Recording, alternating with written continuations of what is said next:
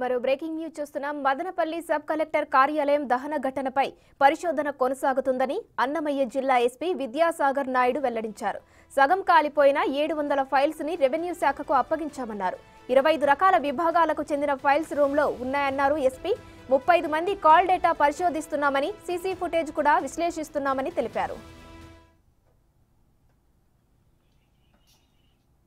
లోపల ఏమైంది, power surge వల్ల అయిందా, ఏ రకమైన మెటీరియల్ వాడారు, లోపల ఏమేమి ఉన్నాయి, ఇవన్నీ మేము డిటర్మైన్ చేయడం ఇంపార్టెంట్.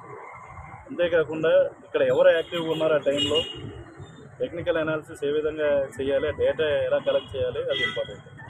సో మేము చాలామందికి సంబంధించిన కాల్ డేటా రికార్డ్ కలెక్ట్ చేసాం. ప్రతి ఇన్వెస్టిగేషన్లో ఏదైతే ప్రొసీజర్ ఫాలో అవుతామో దానికన్నా 100 రెట్లు ఇంకా అలర్ట్నెస్తో దీంట్లో ఫాలో అవుతున్నాం. అంతేకాకుండా hundreds of hours of footage కూడా మేము అబ్జర్వ్ చేయడం జరిగింది. దాదాపు 21 కెమెరాలు ఉన్నాయి బయట, అదేవిధంగా లోపల ఒక 11 కెమెరాలు ఉన్నాయి.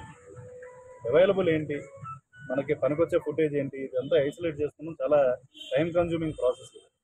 అయినా సరే వీలైనంత వరకు ఫాస్ట్గా దాదాపు 10 నుండి 12 టీంలు జాబ్ మీద పెట్టాం. అంతేకాకుండా అనుమానాస్పద వ్యక్తులు ఎవరన్నది మేము ఐడెంటిఫై చేసుకోవడం జరిగింది.